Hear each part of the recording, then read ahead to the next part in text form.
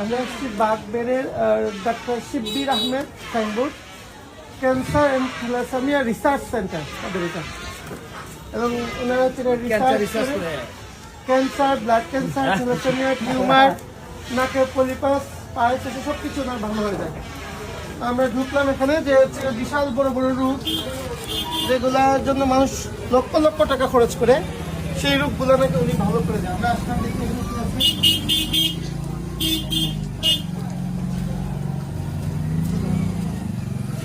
আপনি হোমিওপ্যাথিক চিকিৎসা করেন, হোমিওপ্যাথিক চিকিৎসা করে আপনি ক্যান্সার, টিউমার সব ভালো করে দিতে পারেন, চিকিৎসার মাধ্যমে সব ভালো করে দিতে পারেন। আপনার এরকম ভালো করার মতো তো আল্লাহ ভালো জানে, আমি জাস্ট চিকিৎসা করি, ভালো হয়ে যায় মানুষ। আপনার এরকম কোনো প্রমাণ আছে ভালো হয়ে যায়? টিউমার ভালো, ক্যান্সার ভালো হয়েছে কখনো? লিখে রাখছেন কেন ক্যান্সার ভালো আছে, ক্যান্সারের চিকিৎসা করেন? এত মারাত্মক একটা রোগ, আপনার এখানে এই হাতুড়ির চিকিৎসা নিয়ে মানুষ অসুস্থ হবে।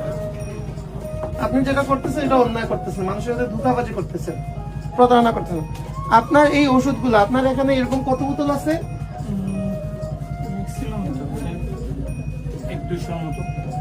এক 200 মতো ওষুধ আছে। এটাকে কি বলে বলেন?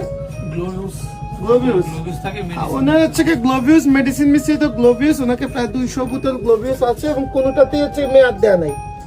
অথচ এই গ্লোভিউস গুলো মেয়াদ হচ্ছে ওষুধগুলোর উপর 2 বছর বা এর কাছাকাছি সময় পর্যন্ত থাকে। তো আপনি কোনোটাতেই মেয়াদ দেন নাই, আবার আপনি এগুলা দিয়ে চিকিৎসা করতেছেন। আপনি এই জিনিসটাকে খামখেয়ালি বানিয়ে ফেললেন না? না, আপনি এটা যেটা করতেছেন এটা অন্যায়, আপনি এই কাজগুলো করতে পারবেন না। আজকে আমরা আপনার বিরুদ্ধে আইনগত ব্যবস্থা নেব, ঠিক আছে? আর আপনি যেটা লিখে রাখছেন বাহিরে, এটা হচ্ছে প্রতারণা, ঠিক আছে? আপনি যদি হোমিওপ্যাথি দিয়ে যদি এইসব চিকিৎসা আপনি এখানে বসে সমাধান করে ফেলতেন, তাহলে এত বড় বড় হসপিটাল দরকার ছিল না, ঠিক আছে? আপনি এই সাইনবোর্ড চেঞ্জ করবেন আপনার, ঠিক আছে? আর হচ্ছে সবগুলোতে ডেট দিবেন। আপনার একটা ওষুধ, এই যে দেখেন এইগুলো একটা, তো আপনার কোনো কি নাই। আপনি নিজে লেবেল লাগাইছেন শিবির হোমিও, লেবেল লাগানোর জন্য আপনার বিভিন্ন সংস্থা অনুমোদন লাগবে।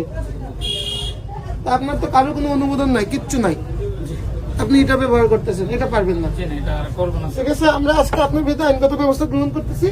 এর পরবর্তীতে যদি দেখি আপনি একই কাজ করতেন, আমরা কিন্তু আপনার প্রতিষ্ঠান বন্ধ করে দেবো, ঠিক আছে?